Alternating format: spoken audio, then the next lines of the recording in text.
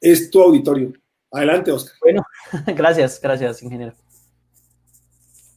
Bueno, mi nombre es Oscar Ariza, yo soy ingeniero mecatrónico de la Universidad Nacional, entré con Edgar, entramos en el 2006, yo me gradué en el 2012 y les vengo a hablar de un tema que me apasiona mucho y que estoy seguro que independientemente de nuestro rol, a todos nos toca, que es la educación, ¿listo? Tanto desde los procesos de aprendizaje como los procesos de enseñanza. Todos finalmente en algún punto de nuestra vida o somos profesores y somos estudiantes. Entonces, bueno, empezaré. La charla se llama El estudiante activo, un rol clave en los procesos educativos del siglo XXI. Entonces, a continuación les voy a contar cuál va a ser como la ruta de análisis. Primero vamos a hacer una presentación. Me gustaría que, por favor, yo acá los puedo leer en comentarios, me cuenten a qué se dedican, de dónde vienen, como para darle también orientación a la charla alrededor. Hice una charla como con muchos temas, pero entonces quisiera comenzar a dirigirlo hacia el público que nos está viendo en este momento. Entonces, porfa, les agradezco si se presentan en el chat, me cuentan a qué se dedican y con eso yo la voy orientando. Y pues yo también voy a aprovechar, les voy contando un poco de mí, para que sepan pues algo así como lo que hizo el ingeniero Edgar al inicio, contarles un poco de quién soy yo y qué hace acá un mecatrónico hablándoles de educación. Pues bueno, espero los comentarios, porfa, ahí de quiénes están conectados y a qué se dedican. Entonces, bueno, aquí puse unas fotitos de, básicamente me definen a mí. Voy a empezar de izquierda a derecha y arriba abajo. Entonces yo empiezo, yo nací en un pueblito que se llama Vélez Santander. Es un pueblito muy conocido acá en Colombia por dos cosas principales. Uno por el bocadillo, el famoso bocadillo veleño. El otro porque su iglesia es atravesada, no da hacia el parque, como la mayoría de iglesias en Colombia. ¿Por qué es importante este dato? Es importante porque mi familia, mis abuelos vivían en el campo, se vinieron a la ciudad con sus hijos, somos una familia bastante numerosa, aquí la ven en la mitad, y siempre fui un chico muy curioso y tuve mucho el apoyo de mi familia en esto. Ellos sabían cómo era, me regalaban juguetes y todo el tiempo me estaban fomentando la curiosidad y el aprendizaje de distintas cosas. También hay una característica importante mía, como muy personal, y es en esta foto de la derecha, ustedes se dan cuenta que soy el de la izquierda, soy el mayor en esta foto.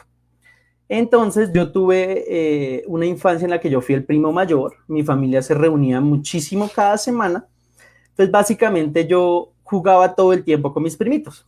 Entonces eso también moldeó mucho mi forma de ser, mi amor a los procesos de aprendizaje, al juego, eh, y a aprender mucho de los niños. ¿Listo? Entonces esa es una parte importante de lo que yo soy.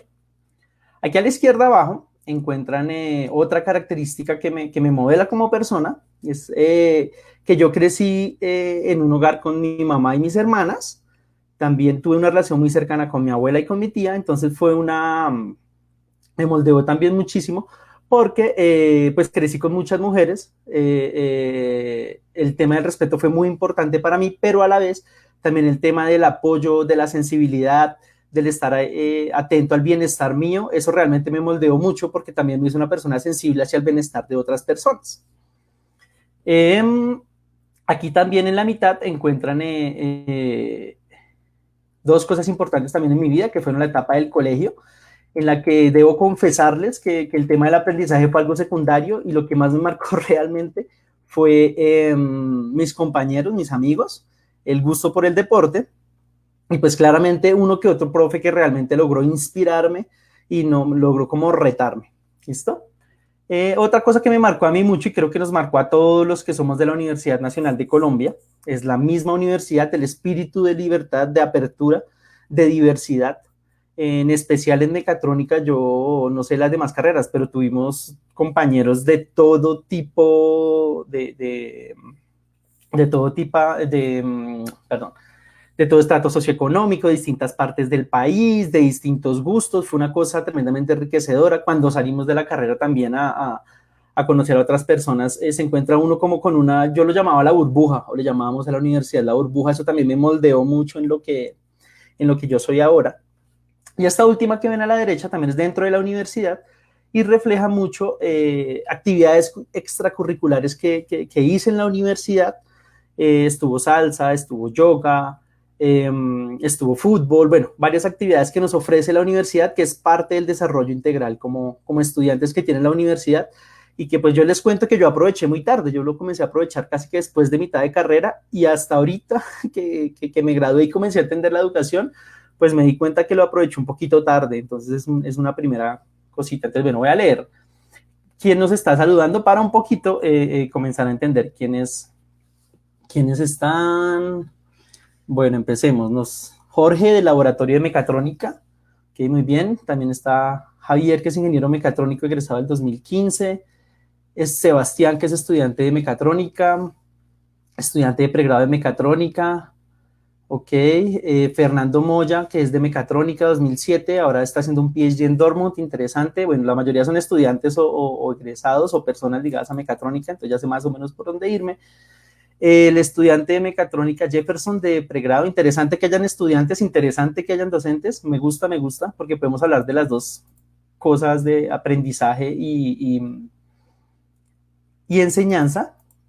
Ivette Moreno, que es docente universitaria, nos acompañan de ingeniería en Panamá, qué interesante. Hace años trabajé en un proyecto de robótica educativa enfocado en estudiantes de 13 y 14 años, súper bonito. Creo que te va a gustar mucho la parte ahorita que hable de mi parte profesional, y podemos hacer algunas respuestas alrededor del tema de robótica educativa, que es uno de mis campos favoritos.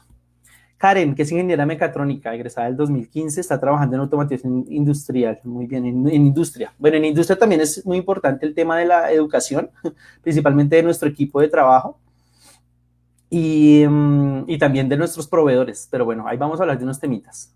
Cristian, que es ingeniero mecatrónico recién egresado. Ok. Está Cristian Silva también, doctorado en ingeniería mecánica y mecatrónica, gerente de producto. Cristian, hola. Con Cristian hemos estado hablando estos días para un webinar que va a ir más adelantico para niños.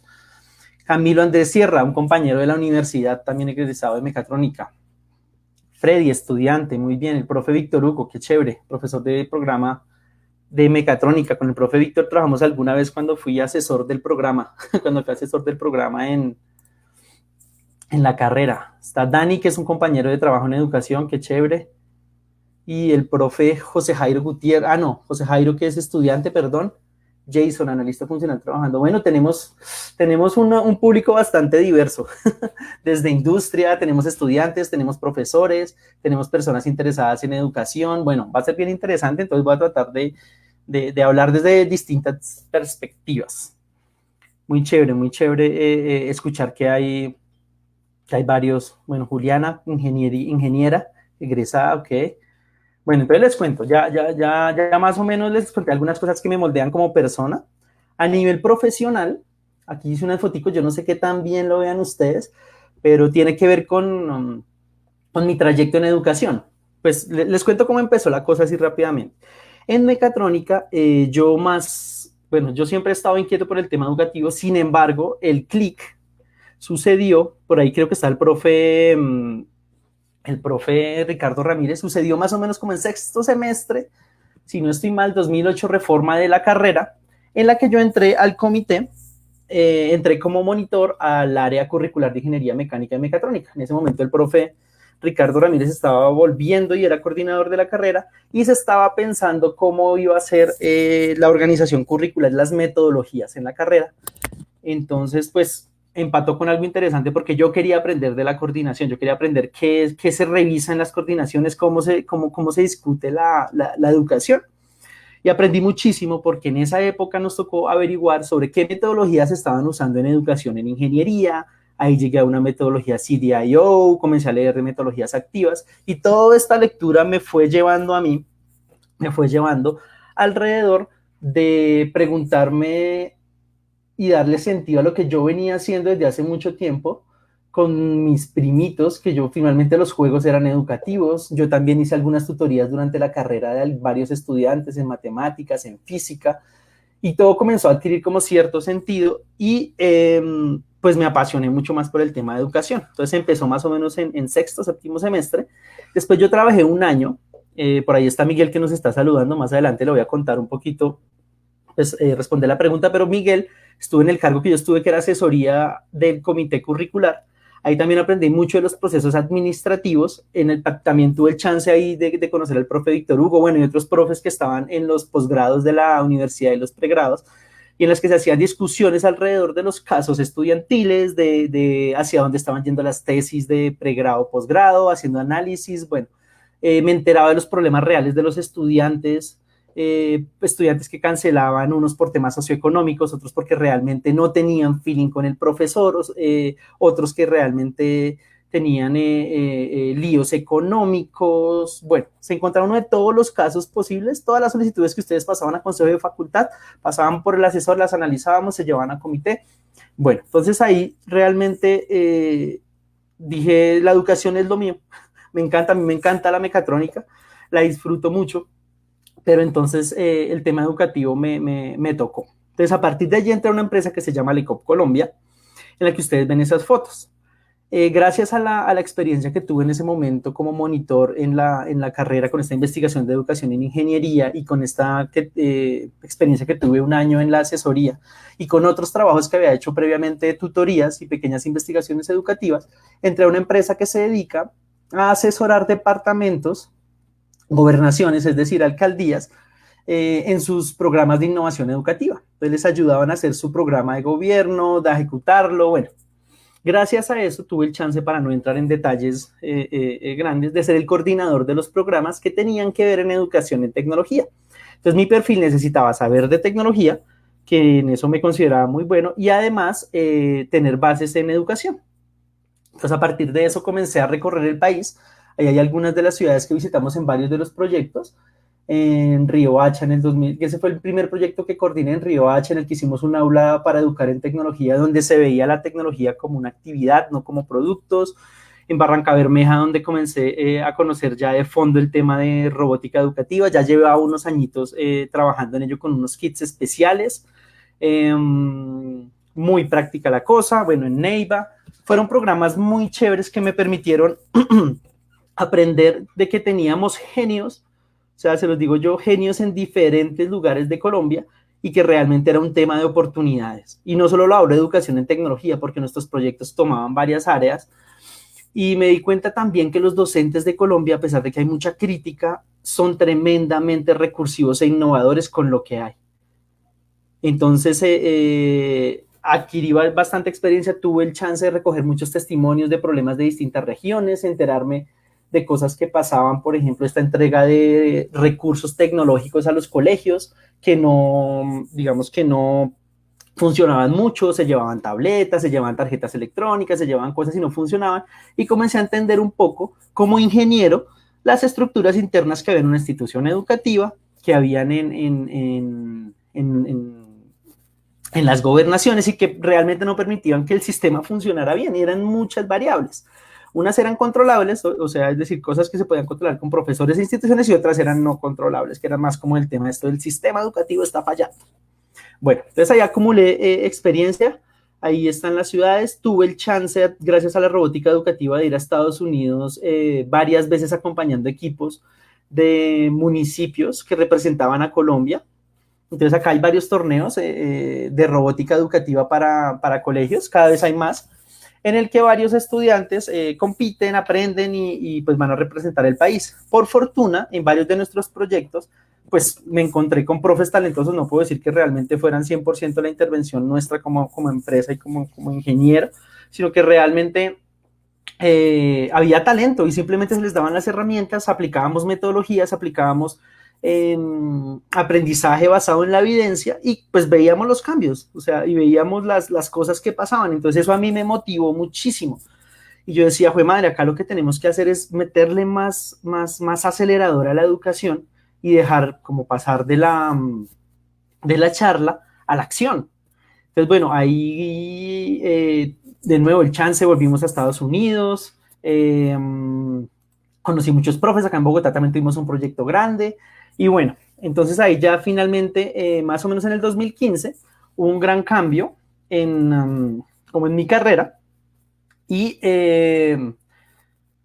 un segundito, me adelanté una de más, ¿no? Listo ya. Entonces hubo un gran cambio en mi carrera y fue un punto en la empresa. Yo me sentí que ya había dado lo que tenía. Ya se estaban volviendo cosas muy repetitivas, ya no había mucha posibilidad de innovar, estaba haciendo demasiadas cosas, entonces opté por un mundo que siempre quise experimentar, pero la verdad me dio siempre miedo. Desde el colegio siempre quise hacer ventas, siempre quise hacer cosas, me dio miedo. En la universidad, sinceramente, con toda la sinceridad del caso, salvo un par de profes que conocí, del cual les voy a hablar una horita más adelante, el profe Herrera, no se nos fomentó el emprendimiento, no trabajé, la verdad, mucho habilidades blandas, pero pues ahí ya me decidí, me lancé de cabeza. Entonces aquí a la izquierda arriba, yo pagué con los ahorros que había hecho de varios años un curso de emprendimiento. Realmente no era un curso de emprendimiento de cómo hacer un modelo de negocio, sino de intraemprendimiento. Entonces básicamente fue un curso muy rápido que ay, ahorita olvidé el nombre, bueno, era de una empresa que se llama Pillow, y básicamente lo que hacíamos era acciones que nos ayudaban como a salir a salir de la zona de confort. Incluso el cierre de este curso fue lanzarse de un paracaídas, como haciendo ese salto al vacío a ver qué pasaba con el emprendimiento. Conocimos también, obviamente, personas del mundo del emprendimiento, entonces ahí empezó como otra parte de mi vida muy distinta en la que comencé a desarrollar habilidades blandas que yo ni siquiera sabía que tenía. Dentro de ellas el tema pues, de la comunicación, pues con todo eso que les conté de mi familia, de mantener como la calma en momentos de presión, de juntar personas para un mismo propósito, de sacar las ideas adelante, etcétera. Entonces, bueno, ahí empecé un emprendimiento en educación. En paralelo también trabajé con un compañero, ahí está una segunda fotito. Digamos que todo esto al final me llevó a volver a la universidad como parte de un grupo de emprendedores liderado por el profesor Alfonso Herrera. Él es el profe ahorita de TPI, de Taller de Proyectos Interdisciplinarios, pero él abrió su grupo de investigación que se llama Innovate, que promueve el emprendimiento y la innovación, lo abrió también a egresados. Entonces, pues yo estuve en comunicación con él, nos conocimos y bueno, desde ahí me volví a integrar a la universidad como parte de este grupo de investigación de emprendimiento. Gracias también pues al emprendimiento tuve el chance de encontrar unos aliados excelentes para sacar adelante varias de las ideas que yo había recogido de estos recorridos en el país alrededor de educación en ciencia y tecnología. Se llama el Colegio Marie Curie, es un colegio muy innovador, muy innovador. Personas el colegio es privado y es campestre, pero es un colegio que tiene una matrícula, pues que la mayor parte de su población es estrato 2, 3, también tiene 4 y 5, y es un colegio que todo el tiempo está innovando. Entonces encontré en ellos unos socios para hacer como experimentos realmente. Allá fui docente, ahorita soy asesor, y me permitió mucho llevar estos experimentos educativos a manera rápida y comenzar a sistematizar este tipo de información. Actualmente estoy trabajando en educación STEM, que es uno de los enfoques que más me ha gustado y que más responden a lo que yo considero que está pasando hoy en el mundo y en educación, que se los voy a compartir ahorita más adelante. Bueno, entonces, gracias a eso, y ya cierro mi presentación, yo sé que es un poquito larga, pero decidí hacerla así porque en el mundo de la mecatrónica y de la ingeniería el tema educativo es un poco lejano a nuestro campo profesional. Yo les digo, se puede, es viable y más que todo el país lo necesita. El país necesita ingenieros que se metan en educación. El país necesita que la educación en ingeniería se fortalezca y se investigue y se tome de una manera muy seria. Y el país también necesita que nosotros como ingenieros le pongamos propósito a lo que hacemos y más allá a veces de buscar la realización personal como miembros de la Universidad Nacional, también busquemos como un impacto social o ambiental, del cual ya vamos a hablar un poco más adelantico. Entonces, ya para cerrar esta parte, está la parte de la derecha al final, en el que he tenido el chance de volver a la universidad a hacer formación como docente. Ya hemos hecho 2 cursos de educación STEM para docentes. Han llegado, curiosamente, no han sido profes de la Nacional, han sido profes de colegios y de otras universidades, pero ahí vamos. Y con el profe Alfonso ya estamos comenzando a hablar, y a través de un compañero que se llama Jairo, que también es un gran amigo y un gran socio, pues estamos haciendo ya como primeros trabajos dentro de ingeniería para comenzar a llevar estas estos principios de los cuales ya vamos a hablar más adelante. Entonces, bueno, eso era para contarles como quién soy y por qué estoy en el tema de educación. Listo. Entonces vamos a hablar ahorita un poquito de algo que va justo con el nombre del webinar, ¿no? De los ingenieros del siglo XXI, los mecatrónicos. Y me pareció interesante. Yo cuando justo vi el nombre, incluso hablé con el profe Pedro Antecitos, y le decía al profe Pedro como, cae de pelos. Yo llené el formulario para dar la charla y dije, es que es perfecto para hablar un poco de educación y del siglo XXI realmente. Entonces, lo que voy a hacer ahorita es contarles un poco, seguramente mucho de esto ustedes ya lo saben, más que todos los que están en el mundo técnico, pero habrá cosas que se nos escapan y para esto voy a tomar 4 referentes importantes de que están estudiando a fondo lo que está pasando hoy en el mundo, en este siglo XXI que es tan loco y que a veces no entendemos. Entonces, primero quiero tocar eso, el mundo del siglo XXI, para después conectarlo con la parte de educación y para que podamos hablar un poco de lo que ustedes pueden, cómo lo pueden aplicar en sus campos. Entonces, empezaré, ¿qué está pasando hoy? Voy a empezar aquí por la Universidad de la Singularidad. Recomendadísimo, ingenieros, en serio, busquen, lean de la Universidad de la Singularidad. Fue fundada por Ray Kurzweil y por Peter Diamandis, son dos ingenieros muy conocidos del MIT, que, digamos, tienen una teoría, bueno, un paradigma, lo llaman ellos el paradigma exponencial, todo muy dateado, en el que nos cuentan, porque estamos en un punto singular, un poquito se aprovechan de, el nombre lo pusieron porque aprovechando este concepto de la singularidad en física, en ciencias físicas, en la que ya no sabemos qué puede pasar, ¿listo? Porque se juntan muchas cosas, o sea, ya es imposible de predecir qué puede suceder. Entonces, lo que quería hablar acá, para no hablarlo muy de fondo, porque yo sé que ustedes, los mecatrónicos, somos curiosos por naturaleza y las otras personas que seguro que llegaron acá también son porque son curiosas, van a profundizar. El punto es que estamos en un punto en que muchas de las tecnologías convergieron en una misma época y son cosas que son disruptivas, están en un momento en el que pueden hacer disrupción y se están juntando. Varias de estas, aquí están inteligencia artificial, ¿listo? Realidad aumentada y virtual, la ciencia de los datos, la biología digital, la biotecnología, la medicina, la nanotecnología y la fabricación digital, los redes y sistemas informáticos, blockchain y criptomonedas, energías renovables y robótica y vehículos autónomos. Son varias tecnologías que están convergiendo, aplicaciones que realmente ya ni siquiera sabemos para dónde van del avance que están teniendo. ¿Cómo se mide si algo es exponencial o no? ¿O cómo lo han medido en esta universidad? Hay varios indicadores, por ejemplo, aquí les puse 2 ejemplos a la derecha para que profundicen, pero básicamente 2 ejemplos a la derecha. En un libro de Ray Kurzweil, ahorita no recuerdo bien el nombre del libro, él comenzó a sacar datos, es muy parecido a esto de ley de Moore, de datos de cuántas operaciones se realizaban a nivel computacional cada año y ahí determinan aproximadamente una escala de cada cuánto se duplica esa cantidad. Entonces, así se saca y se interpreta cuáles son las tecnologías exponenciales. Todas estas que ven a la izquierda con distintos datos están siendo exponenciales hoy o dan origen a otras que están siendo exponenciales.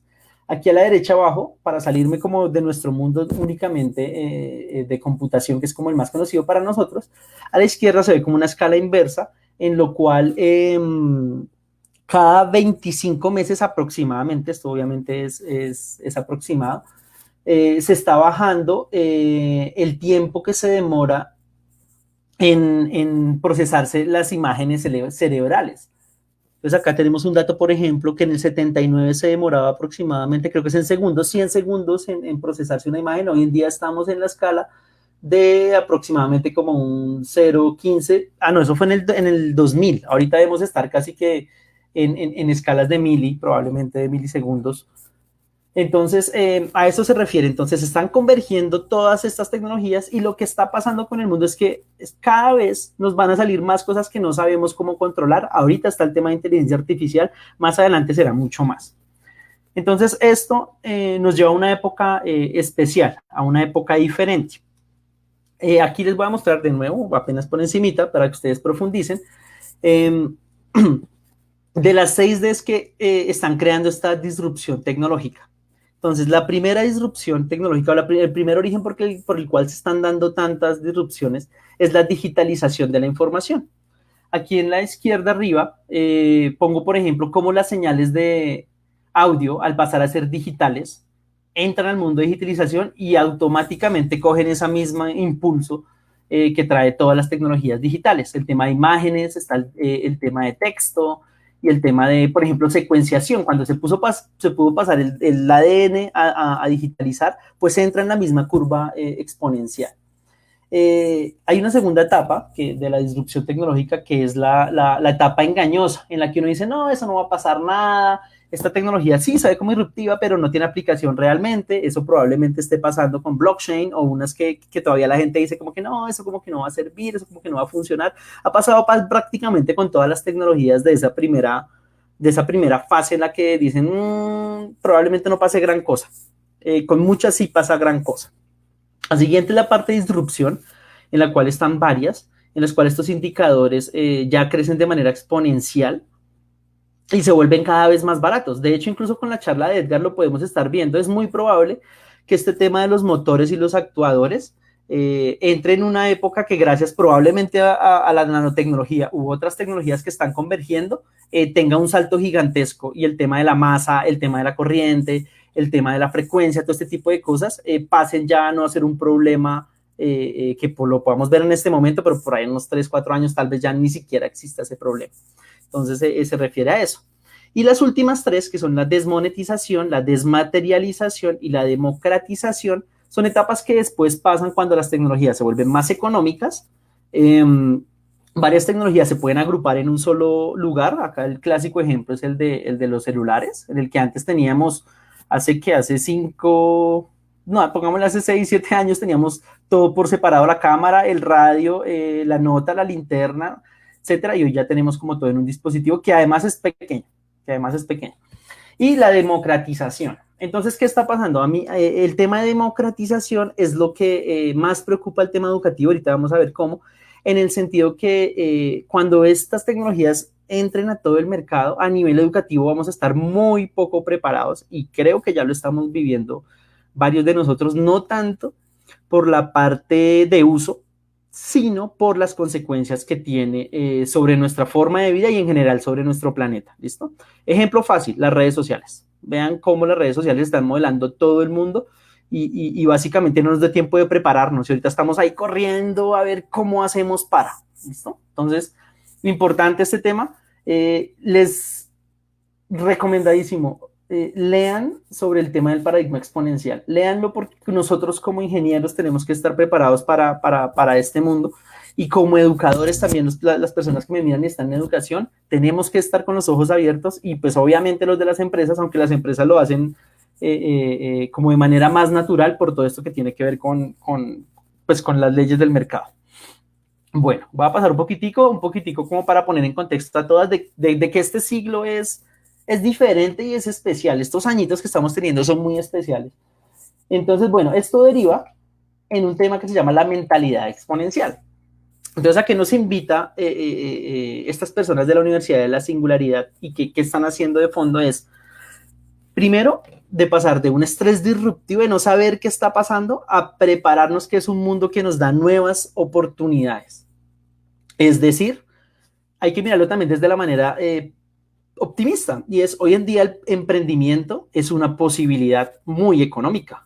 Hace muchos años emprender costaba miles de dólares y estaba restringido a muy pocas personas. Hoy en día vemos emprendimientos por todo lado, tanto por el costo del software como por el costo de hardware y de material. Entonces, digamos, también es una época de oportunidades, también es una época en la que gracias al tema de la información y a que todos estamos más conectados, hay más talento. Entonces, a la vez vamos a encontrar más talentos y más personas de esas que son disruptivas y nos va a permitir también desarrollar nuevas capacidades pues que antes considerábamos totalmente lejanas por estar en esta parte del globo. Bueno, los segundos son que ahora tenemos grandes retos globales. Hay un término muy lindo que vamos a ver ahorita más adelante, que es el tema de la aldea global. Entonces ya no solo podemos pensar en local, sino hay que pensar en global. Creo que ahí Edgar pensó en global cuando era y me parece muy chévere que haya podido viajar porque él pensó en grande en ese momento. Hoy en día es mucho más fácil pensar en grande que antes. Antes era como más luchado, ahorita hay muchas más chances. Y finalmente, pues se necesita un liderazgo hacia la innovación disruptiva, que es como el principal eje de esta universidad. Entonces, bueno, aquí puse en la parte superior derecha los grandes retos que tenemos globales, que la Universidad de la Singularidad los divide en retos de recursos, es decir, en cómo hacemos para obtener energía sin acabar el planeta, la parte del cuidado del medio ambiente que está poniendo en riesgo la especie, la parte de alimentación, que ahorita, a pesar de todos los avances, hay un tema terrible de la cantidad de personas que mueren de hambre a nivel mundial. Bueno, el tema del aprendizaje, la prosperidad, el tema de seguridad, ahorita con este tema de datos es otra sociedad. Entonces, tenemos una mezcla aquí a la derecha abajo, que tenemos grandes problemas globales por toda esta conjunción de tecnologías exponenciales. Y además, bueno, ahí tenemos como el cruce de tecnologías que son disruptivas, con grandes problemas, y nos hace falta algo en la ecuación, y son las soluciones radicales. O sea, tenemos que preparar a nuestros estudiantes y a las personas para soluciones radicales. Ya hoy en día vemos varios emprendedores que están proponiendo desde ya estas soluciones radicales. Muy conocido, ¿no? Elon Musk, muy conocido el tema de Virgin. Bueno, hay varios emprendedores a nivel tecnológico que están como poniendo esa parte de la ecuación. Hay que estar atento a ello. Entonces, bueno, ¿esto en qué deriva? Esto deriva en unos retos globales, ¿listo? Esto está supremamente estudiado. Yo creo que es una cosa que nosotros en las universidades tenemos que conocer, porque es que tenemos que atender a este tipo de cosas como ingenieros.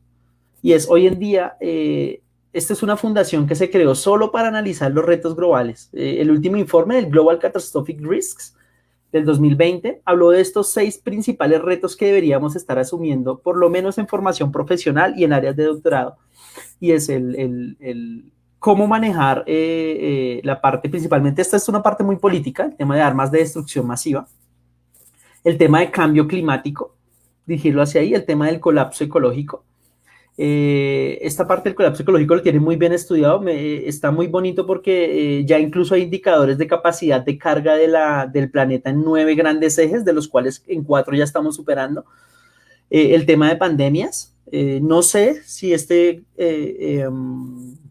informe lo sacaron antes de que pasara la pandemia, no creo, pensaría que lo pusieron por lo que está pasando. El tema de impacto de asteroides sigue siendo todavía algo que preocupa a la humanidad y sobre lo cual todavía no hay grandes soluciones. Y el tema de la inteligencia artificial, porque ya está llegando a una parte de democratización, de las que hablamos atrás en la parte disruptiva, y la mayoría no estamos preparados. Bueno, entonces se los quería dejar como referencia para ahondar. Son contextos que yo propongo que deben ser estudiados en las universidades. Debemos conocerlos como ingenieros y no debemos esperar a que lleguen de la nada cuando seamos profesionales y ahí miramos cómo la metemos a la empresa o ahí miramos cómo lo trabajamos.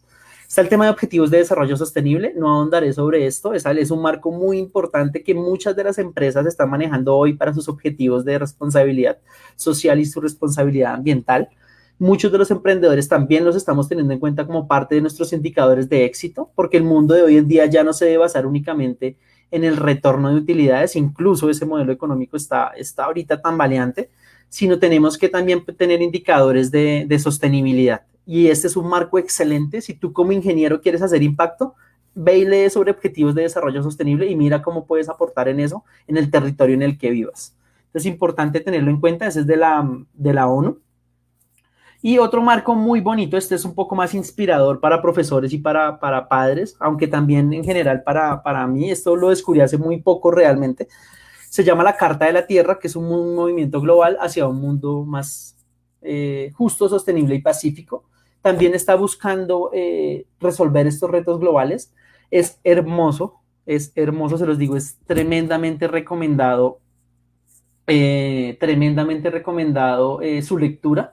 Está escrito en forma de carta de lo que tenemos que hacer para poder tener una convivencia justa, sostenible y pacífica. Se va más allá de lo sostenible, porque es que sostenibilidad está muy guiado como a que las siguientes generaciones sigan, pero ¿qué pasa con nosotros? ¿Qué pasa con la justicia y la paz? Entonces, muy bonito, muy inspirador. Hay una carta hecha para niños, en la que ustedes se la pueden leer a los niños de noche, o si ustedes tienen familiares pequeños lo pueden leer, y es tremendamente inspirador porque es una forma muy fácil de comunicarle a los niños lo que estamos viviendo como especie, ya no solo a nivel local, sino como especie, y irlos preparando para ello. Entonces ahí se los dejo, obviamente todo para consulta, van a encontrar un montón, es muy bonito. Pero bueno, entonces vamos a hablar un poquito del tema de procesos de enseñanza-aprendizaje, lo voy a hacer muy rápido. Básicamente hay dos fuentes que toda persona que quiera estar o bueno, yo recomiendo, ¿no? En educación, se las voy a recomendar porque es lo básico y es algo muy bonito, que es la UNESCO y la Academia Nacional de Ciencias, Ingeniería y Medicina de Estados Unidos, básicamente porque han tenido el presupuesto para hacer algo que se llaman metaestudios. Metaestudios es coger un montón de estudios, hacer un análisis grande, ponerlo en comisiones grandísimas y sacar como cosas que han pasado en diferentes partes del país o del mundo y que tienden a ser replicables. Obviamente, pues la enseñanza y el aprendizaje no es tan fácilmente replicable, pero de ahí está para ahondar. Entonces, unas cosas que quiero poner, porque el tiempo es corto, y es, cuando pensamos en enseñanza-aprendizaje, esto es un poquito más para ingenieros, nos tenemos que dar cuenta que la educación no es una ciencia exacta. A veces a nosotros nos pasa, o incluso a mí con profesores o con personas con las que trabajo, me dicen, bueno, Oscar, ¿cómo se debe dar una clase de? Y yo le digo, esto no es una ciencia exacta. Acá en educación, a diferencia de lo que sí nos puede servir en ingeniería, que podemos llegar a soluciones muy óptimas, acá tenemos una variable complejísima, y es que manejamos seres vivos, y además que manejamos seres vivos sociales, y además que el contexto y nuestra forma de crianza y todo nos modela. Entonces, no es una ciencia exacta, es más bien la educación yo la veo como una metadisciplina que coge principios científicos, ¿listo? La mayoría son de la neurociencia, de la psicología, parte de la biología. También tiene una parte de diseño. Finalmente, todos estamos diseñando experiencias de aprendizaje. Los que lo hacen de manera profesional son los profesores.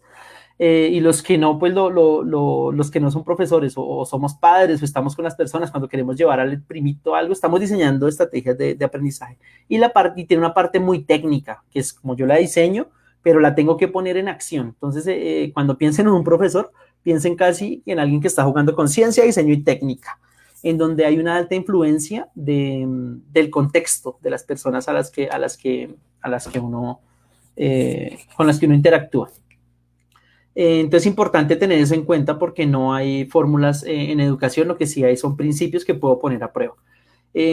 Otra cosa, la educación nos transforma como individuos y sociedad, eso es claro por lo menos para las personas con las que yo he hablado. Creo que muchos nos hemos modelado principalmente por nuestros procesos educativos.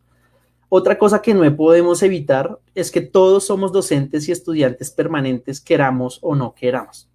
Es una cosa que hay que tener en cuenta. Y la quinta que quiero poner en el tema de procesos de enseñanza y aprendizaje es que el sistema educativo tiene fallas, sí, pero hay cosas que sí podemos comenzar a cambiar desde lo personal. Bueno, entonces a nivel de proceso de enseñanza-aprendizaje, estas son unas buenas prácticas que vienen de experiencia y de los documentos que les voy a compartir para consultar. Yo las diapositivas las tengo como todas contexto para que lo puedan verificar, pero me voy a concentrar en esto porque sé que hay docentes, estudiantes y padres. Muchas de estas cosas nosotros ya las vivimos y las voy a comenzar a leer con calma. Primero, para los docentes, esto se basa en estudios, a pesar de que no es una ciencia exacta, sí hay cosas que pueden funcionar y que están demostradas desde las ciencias del aprendizaje. Docentes conozcan más a sus estudiantes, su historia y su contexto, escúchenlos y motívenlos. Y este es yo digo que es como un grito a la educación superior, Esto ha evolucionado mucho en la educación básica, pero en educación superior, la figura del docente como una persona que escucha y motiva y que nos conoce a nosotros como estudiantes para saber por qué estamos allí y cuál ha sido nuestra historia y cómo terminamos en una carrera. En mi caso, no sé ahorita si ha mejorado, pero en mi caso fue casi nula por todo el recorrido de la carrera. Y eso es algo que a mí incluso en muchos momentos me llevó a pensar a retirarme de la carrera. Sé que muchos de mis compañeros, por esta simple razón de que simplemente el docente, si no aprendíamos, era culpa de nosotros 100%, muchos se retiraron y realmente habían compañeros que yo siento que amaban la carrera y que finalmente fue por uno que otra persona que los desmotivó terrible y que ni siquiera como escuchó su historia. Importantísimo también para los docentes, yo los invito a que dejen explícitos sus principios de enseñanza. Es una cosa que es lo primero que yo empiezo en cualquier intervención y es, escriban ustedes, para ustedes, qué es la buena educación, cómo debería ser una buena educación. Compártanlo con otros docentes, conformen comunidades de aprendizaje, investiguen y vean si eso que ustedes están haciendo refleja lo que ustedes quieren. Porque a veces uno está con el objetivo de formar ciudadanos críticos, por ejemplo, si yo estoy en una institución y quiero formar críticos, y cuando uno se va a la práctica, no les permite a los estudiantes ni siquiera hacer una crítica sobre lo que yo hago. Entonces, importantísimo, escriban esos principios de enseñanza en los que ustedes creen, compártanlos con otros y ustedes mismos autoevalúense. Siempre dejen claras sus expectativas ante los estudiantes, evalúe de manera formativa. A nosotros pasaba muchas veces que uno nunca sabe al final por qué sacó esa nota, las expectativas que esperan de uno, y la evaluación no era una evaluación para formarnos como personas o como ingenieros, sino era una evaluación para decir quién es bueno y quién es malo. El tema de la evaluación tiene que pasar en un sentido formativo y el mundo lo está pidiendo de esa manera. Cuarto, investiguen sobre educación del siglo XXI. Más adelante les dejaré como los textos a unos que yo sugiero claramente para comenzar a averiguar qué está pasando en el siglo XXI y por qué tienen que ser más activos los estudiantes. Otro consejo grande, y que pues esto también es desde la experiencia y lo que he visto funcionar, es enfóquense más en la transferencia del aprendizaje a otros contextos que solo en el contenido y la repetición. Esto se refiere a que a veces uno se concentra en que los estudiantes se sepan la fórmula, se sepan el procedimiento, pero no les deja claro cómo ese conocimiento puede pasar a otros contextos.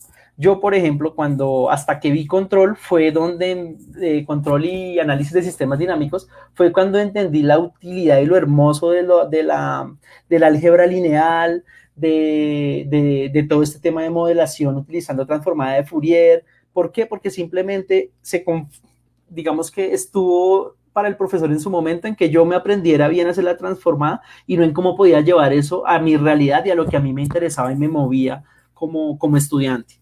Lo otro es aprender a desarrollar competencias intra e interpersonales. Esto es muy complicado porque a veces nosotros fallamos en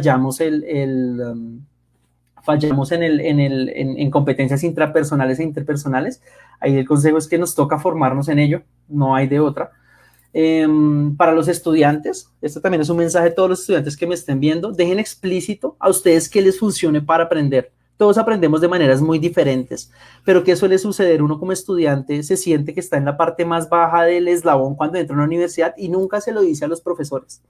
Entonces dejen explícito a ustedes qué les funciona y comuníquenselo a esa persona que les está enseñando. Profe, yo no entiendo esto por gráficas, o qué me recomienda. Entonces, tienen que armar combo con sus profesores. Tenemos que dejar eso de que el profesor está acá, yo estoy acá y si no aprendo es mi culpa. ¿Listo? Bueno, estoy viendo el tiempo, me queda poquito, entonces voy a correr un poquitín. Valoren más la educación, estudiantes, yo se los digo ya un poco tarde.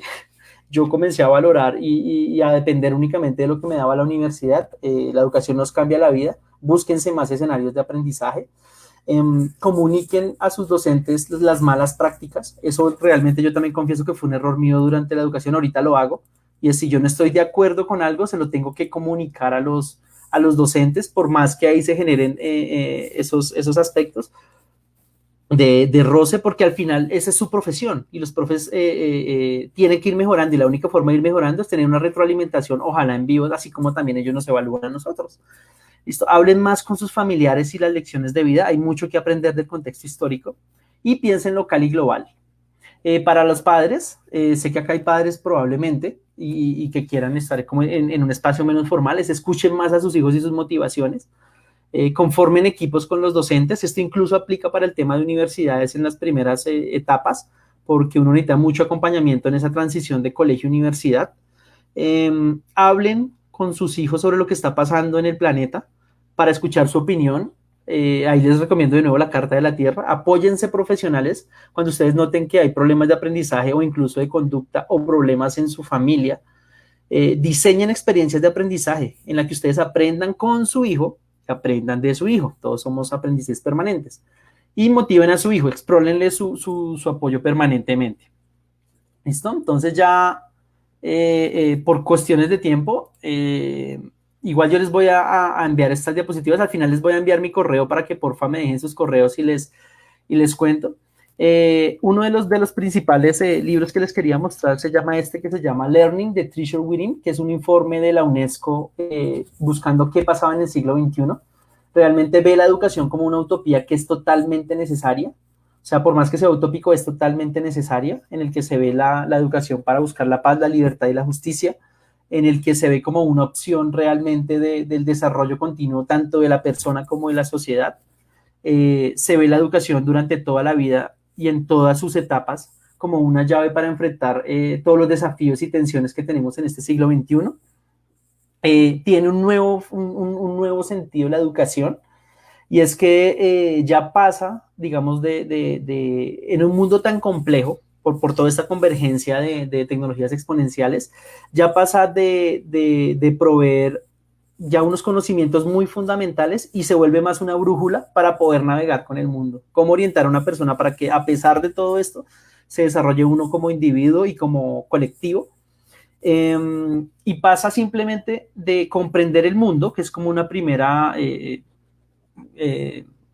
labor de la educación, a comprender a los demás y a comprenderse a sí mismo. Entonces la labor del docente ya viene a ser bastante integral. Entonces ya tenemos que pasar de que el paradigma de que los estudiantes pasamos a hacer reservas de conocimientos, ¿listo? Qué importante, hay importantes conocimientos, pero además se tiene que enseñar el aprendizaje continuo y la adaptación.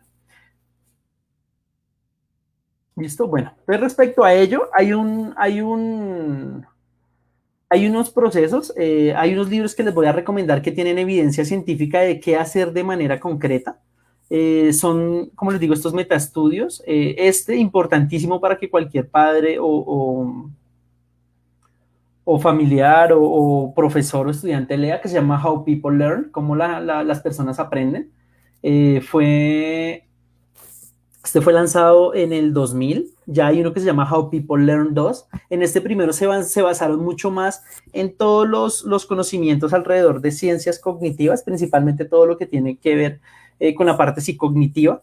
Y en el How People Learn 2, que está más adelante, voy a saltar varias diapositivas, ya se habla un poquito más de la importancia del contexto y las culturas dentro de los procesos de aprendizaje. Yo puse unos en moradito que se los voy a recomendar y que justifican mucho de lo que hablamos arriba. Se ven como cosas muy sencillas, pero que realmente atienden a lo que necesita la educación ahorita.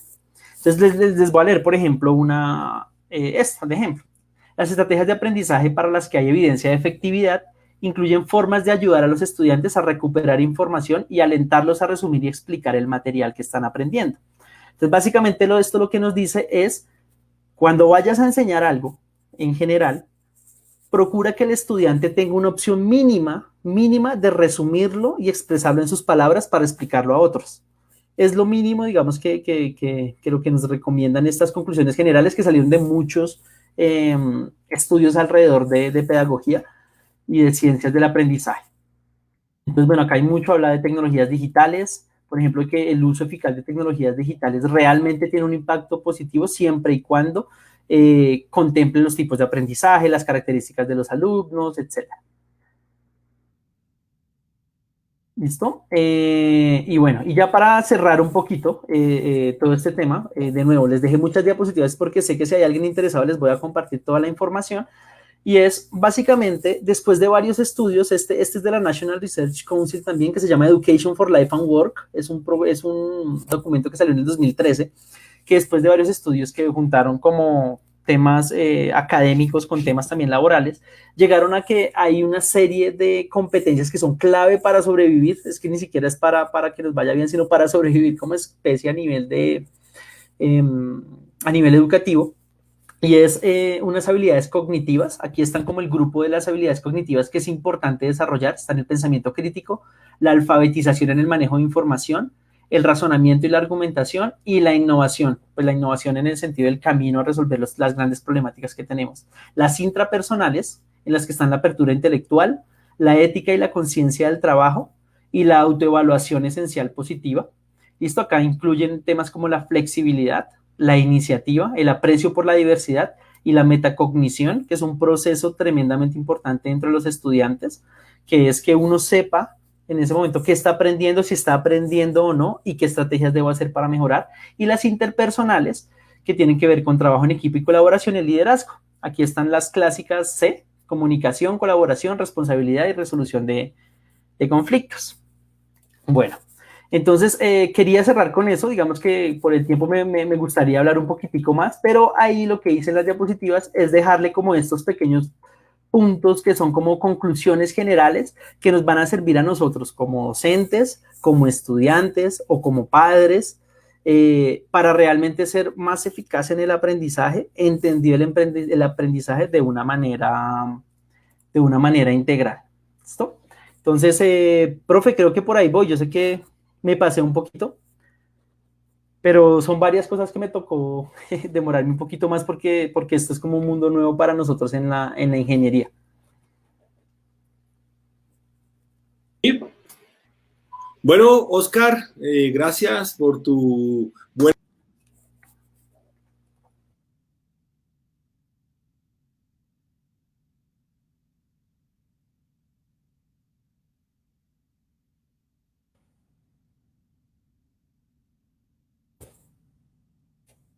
Creo que cayó. Bueno, como siempre no podemos despedirnos sin una salida inesperada de la plataforma. Ah, ok. Eh, Les estaba comentando, gracias Oscar por tu interesante planteamiento acerca del aprendizaje, acerca del rol que podemos desempeñar los ingenieros de mecatrónica en el futuro y en general los ingenieros. Ahora tenemos algunos comentarios que seguramente podemos intentar revisar hacia preguntas. Destaco algunos, por ejemplo, de la profesora Liliana de la UPTC, una profesora muy activa en el campo de la formación. También tenemos a Marcela Torres, que nos acompaña del Club de Robótica y Nuevas Tecnologías y, bueno, enseñanza con robots y parte complementaria para los niños. Qué chévere. Y tenemos una pregunta, si no la tengo un poco extraviada. Ya les comento cuál pregunta es.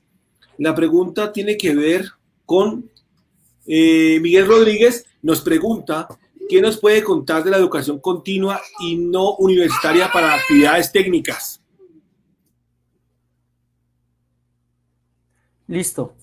Bueno, y acá hay mucho de lo cual hablar. Hay varias, es decir, cuando entramos a las disciplinas en específico, hay varias técnicas que funcionan como tal para cada disciplina. Hoy lo que yo estoy notando en educación es que se están abriendo varios, digamos que ya el conocimiento formal no necesariamente es el único apreciado tanto por la sociedad como por el sector productivo, si llamamos sociedad a las personas que están en comunidades.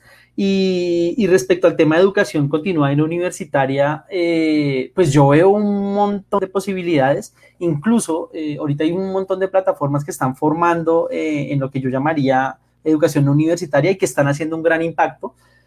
Varias de estas incluso nacieron por universidades a través de estos MOOC. Acá en Colombia hay una que toca ponerle mucha atención, que es Platzi, que empezó con habilidades técnicas principalmente en diseño y programación, diseño digital y programación, pero que hoy en día se está abriendo a habilidades blandas y a otros tipos de educación, que ha mostrado bastante, pues tiene unos buenos indicadores en lo que tiene que ver con, eso lo llaman como completion rate, que es terminar los cursos y tiene una muy buena calificación de las personas, tanto en el aspecto laboral como en el aspecto de generación de emprendimiento dentro de la sociedad. Eso es lo que les puedo contar. Hay un montón que, digamos que esto tiene tan de largo, tan de ancho como se pueda. Yo pienso que las universidades tienen que comenzar a abrirse y ser más flexibles en cuanto a currículo, en el sentido que ya la conformación de carreras incluso es impredecible. Ya no vamos a tener no sé, una ingeniería civil que dure los 5 años, sino que probablemente uno va a tener que ir armando su carrera en el camino y se adapta como a ciertos sectores. Yo sí creo, digamos, que la ventaja que tiene la educación formal y estructurada es que nos permite tener unos aprendizajes básicos para poder armarse estas carreras flexibles. También me parece muy importante dentro de la educación formal la parte de interacción con otro tipo de personas. Eso también lo forma uno integralmente. Entonces, digamos que tiene sus ventajas y desventajas. Lo que pienso es que finalmente hay que flexibilizarse y atender a las necesidades que están sucediendo hoy. Estoy viendo también Sebastián Real P. Rúa, ¿se pueden aplicar técnicas de educación para niños a estudiantes universitarios? Muy bien. Bueno, respecto a eso, Sebastián, hay varias que se han aplicado, varias, principalmente cuando uno pasa de un modelo sencillo pasivo-activo, simplemente con brindarle participación a los estudiantes. Eso funciona en niños y en estudiantes universitarios. Sin embargo, quiero hacer una anotación, Sebastián, al respecto. La educación no es una ciencia exacta. Entonces, es decir, una cosa que te puede funcionar en esta universidad, una técnica que te puede funcionar, que funcionó con niños en esta universidad, puede que no te funcione acá. Entonces, ahí la invitación es aplicar, o sea, aplicar como las que son más, digamos, que han demostrado caminos, o tú aplicar algo que creas que funcione y medirlo, si funciona para tu grupo de estudiantes. Entonces, es una respuesta sí y no a esa pregunta. Diego pregunta cómo ven el tema de falta de empleo y los obstáculos tanto en empresa pública o como privada. Yo lo veo desde un punto positivo y es que las crisis generan sí o sí innovación. Ahí estamos hablando ahorita y Edgar nos comentaba un poquito del tema de la crisis del tema de diseño de robótica acá en Colombia. Eso es cierto, es un tema que es un gran obstáculo. Sin embargo, el tema de falta de empleo ahorita se está como que balanceando con el tema de emprendimiento, principalmente en aspectos digitales, así como muchos empleos están sufriendo más que todo en el mundo del hardware. En esta parte, el tema del software está ampliando una cantidad del tema de posibilidades. Sin embargo, ahorita también hardware se está volviendo lo suficientemente económico para que lo puedas desarrollar, para que puedas hacer ciertas soluciones, digamos, para esta parte del planeta, que te salgan un poco más económicos que traer cosas de afuera. O sea, ya se está volviendo lo suficientemente económico para que el transporte haga que sea una barrera. Entonces, yo lo veo es como una oportunidad de cambio en el que sí, en el que el gran reto es formar a las personas para que se puedan adaptar a estos nuevos escenarios, que realmente es duro. Realmente yo lo veo como un reto educativo. Javier Alvarado, lo bueno que serían algunas de estas recomendaciones dadas por el ingeniero durante la semana de inducción. Sí, Javier, a mí me gustaría tanto poder darle muchas recomendaciones a estudiantes y poder hablar con varios profes que yo sé que le meten corazón, pero en la vida universitaria yo noté algo, Javier, al respecto, y es los docentes tienen muchas tareas, básicamente unas son administrativas, otras son investigativas, básicamente porque para estar en universidad normalmente tienes que investigar, y otra es la parte de pedagogía. Yo que veo desde mi punto de vista, no sé ahorita si ha cambiado la cosa, pero desde lo último que revisé, los profes le dan más prioridad a lo administrativo y lo investigativo, que es como los evalúan a ellos, y lo pedagógico se deja de último. Entonces la formación en pedagogía de muchos profes, a pesar de que tienen pasión y toda la cosa, pues a veces, ya sea por el tiempo, ya sea por un tema de prioridades, no se está dando. Yo creo que es un camino que está cambiando y que sí o sí va a tener que cambiar porque finalmente el mundo lo está pidiendo, y si la Universidad Nacional quiere seguir en donde está, va a tener que también pensar realmente en cómo son sus procesos de enseñanza y aprendizaje. Diego nos pregunta cómo ven el tema, ya revisamos esto. Cristian nos dice, se necesitan más habilidades blandas en la universidad.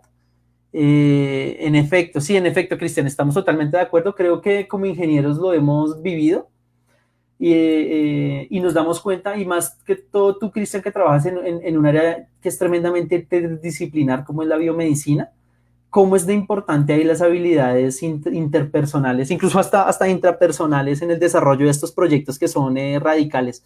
Totalmente de acuerdo. Yo espero que la universidad se meta en esto, o si no, el mercado la va a hacer meter. Entonces, pues cuando hablo de mercado no hablo del tema únicamente económico, sino realmente las exigencias que está teniendo, pues que está pidiendo el país ahorita a la universidad. Edgar me dice, bueno, muchas gracias por la introducción, tema muy relevante.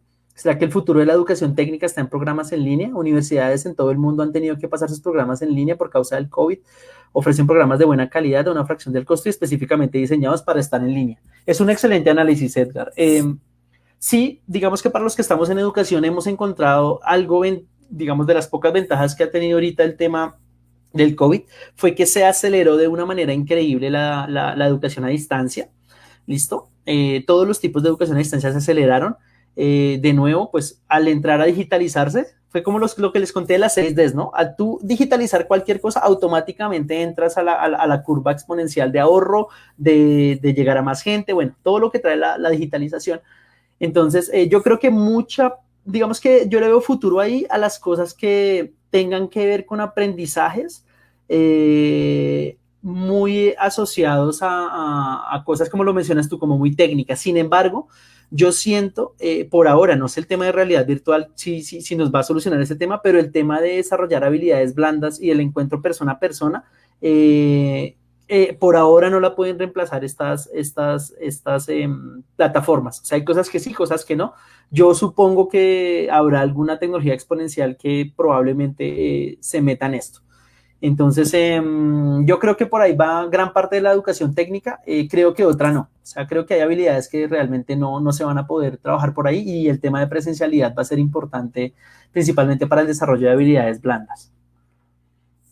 La educación básica, primaria y secundaria. Bueno, la educación básica, primaria y secundaria es fundamental y la universidad cuenta con el IPARM. ¿Se ha pensado en hacer contacto con ellos para utilizar estos paradigmas? Sí, de hecho, incluso el grupo en la nacional hay un grupo que se llama UN Lab 4.0 que usa varias de esto que les estaba contando y ya están haciendo pruebas. Yo también he tenido contactos, no ha sido fácil porque finalmente a pesar de que está dentro de la universidad es una institución pues que es independiente y es muy difícil convencer. La ventaja, y de nuevo se lo pongo a la pandemia, la ventaja es que ahorita la pandemia obligaba a los colegios a pensar diferente. Y por lo menos en mi caso, que he estado como pedaleando todos estos años en este último año anterior y este poquito de lo que lleva este año, me he encontrado en un cambio radical en la forma de pensar de los directivos y de los profesores que suelen tomar decisiones. También el ministerio le está metiendo al tema, el Ministerio de Educación, mucho tiene que ver, pues, lo que ven afuera que está funcionando. Entonces, es fundamental. Esperamos, estamos haciendo varios proyectos con varios colegios y pues por el tema de pandemia hubo una pausa, pero sí, por ahí va la cosa. Esperemos en el IPAN poder hacer varias cositas. Lo que sí falta ahorita, y te lo digo con todo, como con toda sinceridad, es que no hay grupos de investigación casi en educación en estos aspectos acá en Colombia. Sí hay algunos, principalmente en la pedagógica, en los Andes, en algunos programas de licenciatura, pero es muy poco para todo lo que necesitamos comenzar a investigar, porque casi toda la investigación se está dando en Europa, en Estados Unidos, en el sudeste asiático, pues también en el norte de Europa, pero yo a veces leo cosas que digo, esta vaina en nuestro contexto, este principio, supuestamente si lo aplico en nuestro contexto no va a funcionar.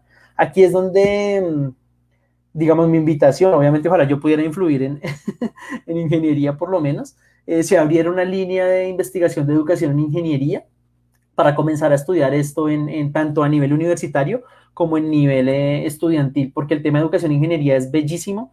Y la ingeniería como tal, el proceso de diseño en ingeniería desarrolla muchas de esas competencias clave del siglo XXI. Eso lo ha investigado profundísimo el Virginia Tech y profundísimo, la Universidad de Purdue, que tienen una facultad, no, sino un departamento de educación e ingeniería, y han llegado a colegios y los resultados que han mostrado ellos son increíbles. Es en un campo que me encanta y que estoy trabajando hoy, que es la educación STEM, como parte de respuesta, como un enfoque que da respuesta a varias de estas competencias claves del siglo XXI.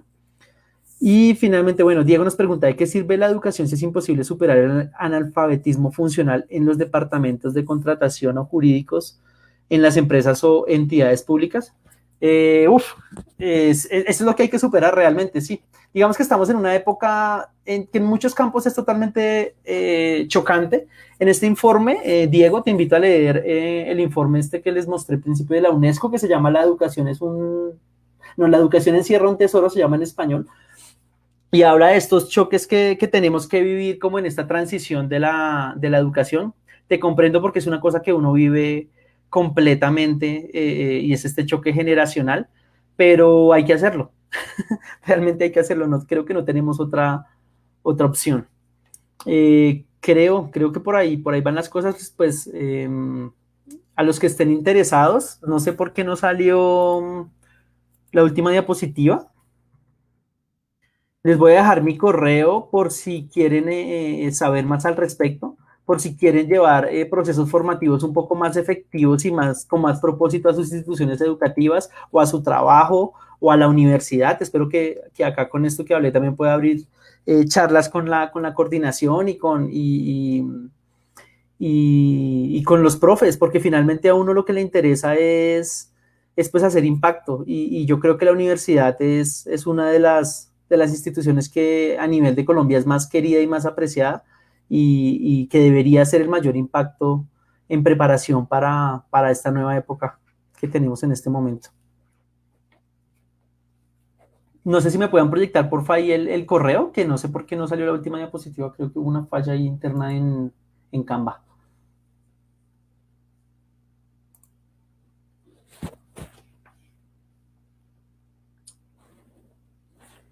Entra Andrés. Listo, entonces esperemos a que entre el profe Pedro. Ya estoy. Muy gracias, Oscar, por tus valiosos aportes, un cambio de mirada, la importancia que es que los ingenieros que nos estamos formando realmente lo logremos, y no lo logremos de una mera perspectiva técnica, sino de un conjunto de ideas, de iniciativas, y ante todo poder aplicar lo que sabemos y cómo pasarlo bien sea como papás, bien sea como profesores o bien sea como ingenieros ejecutando nuestra labor profesional. Los invito para que hagamos preguntas y las envíos al correo que está apareciendo en pantalla, al ACTMR, FIBOC, un poco largo el correo, para el foro. Les informo que el próximo viernes tendremos una preguntas que salen de la forma de pensar o de las ideas que tienen nuestros conferencistas invitados. Va a ser de 6 de la tarde en adelante. El próximo viernes, 14 de agosto, las preguntas que nos lleguen al correo las estaremos organizando para tener un panel y un foro de discusión. Profe, una precisión, que la dirección está mal, es sin la L, es dirección@fundaciontejerideas.org. Es una precisión que la primera letra no... Okay. Y agradecerle a Nilson también y a Liliana por sus aportes en el chat. Ok. De todas maneras, en el Facebook de Labsir hemos puesto la información del Facebook de Tejer Ideas, de la Fundación Tejer Ideas. Si alguien lo quiere seguir, y algunos resúmenes de las diapositivas también están disponibles ahí para que las consulten. Los invitamos para que mañana, nuevamente a las 6 de la tarde a 8 de la noche, tendremos 2 conferencistas invitados. Se me ha perdido un poco aquí la información que tengo para mañana. Sí, definitivamente ya les comunico un momento la información para mañana. Aquí está. Mañana tenemos interacción física humano-robot a cargo del ingeniero Juan David Muñoz a las 6 de la tarde, y hacia las 8, 6, 7 de la noche tendremos estimación y predicción del comportamiento humano usando mediciones fisiológicas multimodales y métodos basados en datos para casos de interacción humano-robot-vehículo. ¿De acuerdo? A cargo del ingeniero Erwin López a las 7 p.m. mañana 11 de agosto. Gracias a todos por su asistencia, por su tiempo. Espero que las conferencias hayan sido de su agrado. Y en los Facebook, bien sea del área curricular de Ingeniería Mecánica y Mecatrónica o en el Laboratorio de Sistemas Inteligentes Robotizados, podrán encontrar más información. Que tengan muy buenas noches.